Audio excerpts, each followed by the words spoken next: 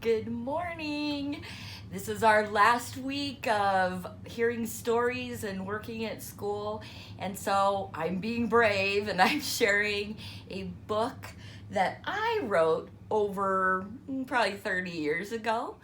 And it's about my brother who had given me the inspiration for the story. And I had a student named Adrian Valdez who did the pictures for me.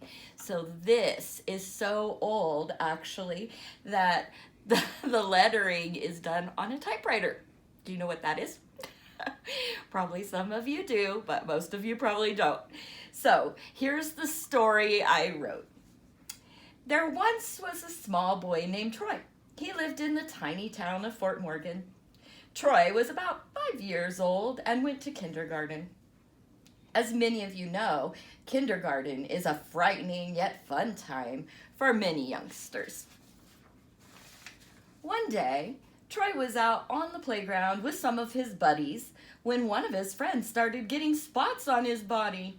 Troy told his friends about the spots. His friend told the teacher, and the teacher sent him to the nurse's office immediately. The next day, a few more of Troy's classmates were not in school. Troy asked the teacher where the kids were, and she told him that they had the chicken pox. Troy had never had the chicken pox, so he asked the teacher if you can get them by touching a chicken. The teacher tried to hide a giggle, but Troy knew that he had said something silly. That night, Troy crawled into bed and started dreaming about a land of red-spotted mountains and pink calamine lakes.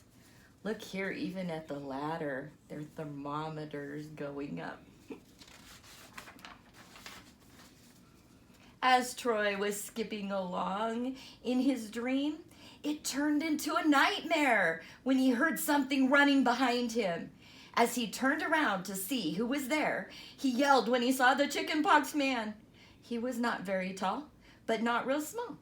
He had spots that covered his body, and underneath his pointed chin was a red waddle.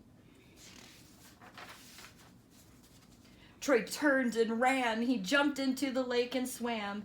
As he was climbing ashore, the chicken pox man touched him. When Troy woke up, he was all wet from a fever. He started crying, so his mother came in. She saw that her boy was covered from ear to ear with little red spots. She looked surprised, so Troy asked her why. All she could say was, "The nightmare has just begun." Hope you enjoyed my story.